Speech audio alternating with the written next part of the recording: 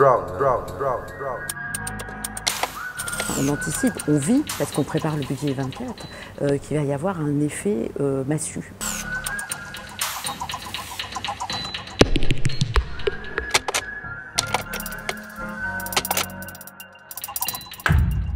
La donne ne va pas du tout être la même. En 2022, la crise énergétique démarrait et on n'avait pas encore de vision très prospective sur qu'est-ce qui allait se passer, les impacts, etc. Donc on a fait des budgets assez constants, en faisant un peu de prospective, mais relativement constants. Et en fait, on voit en 2023, là, l'année que l'on est en train de vivre, toutes les conséquences qui sont en train de monter. Et notamment pour les budgets des départements, le fait que la fiscalité s'est réduite, qu'il n'y a plus d'autonomie fiscale, il ne reste que les DMTO, donc les droits de mutation, mais qui, elles, sont totalement liées au marché immobilier. Et ce marché immobilier qui s'est considérablement ralenti sur tout le territoire, et qui donc vient baisser nos recettes sur lesquelles on avait un peu de latitude, avec ce phénomène complémentaire d'une hausse des dépenses sociales qu'on voit arriver,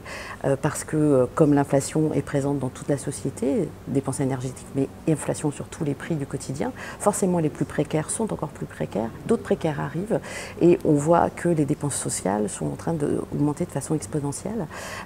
Or, les politiques sociales sont la priorité des départements. Donc on anticipe évidemment, on vit, parce qu'on prépare le budget 24, qu'il va y avoir un effet massue en fait, qui va nous arriver, avec en parallèle un secteur culturel qui lui vit la même chose, c'est-à-dire l'inflation. Les marges d'activité des structures sont en train de baisser parce que les frais de fonctionnement augmente et les compagnies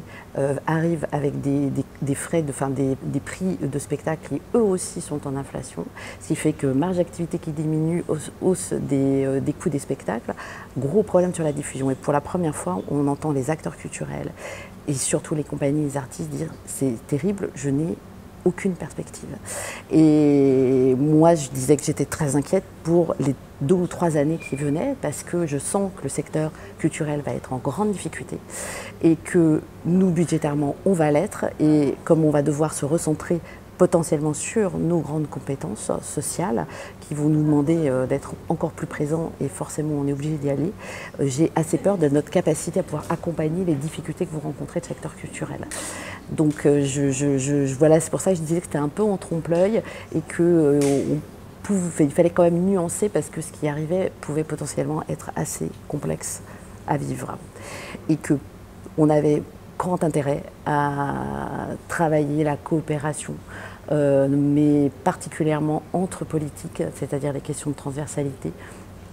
Ce que l'on fait déjà, mais vu ce qui nous arrive, on a une sorte d'injonction à dire non mais il faut travailler vraiment différemment, croiser les politiques sociales, de transition éducative, mais de façon encore peut-être beaucoup plus affirmée, pour aussi sauver nos budgets culturels, la place des artistes dans nos politiques, et travailler beaucoup plus sur ces sujets de coopération et aussi avec nos partenaires.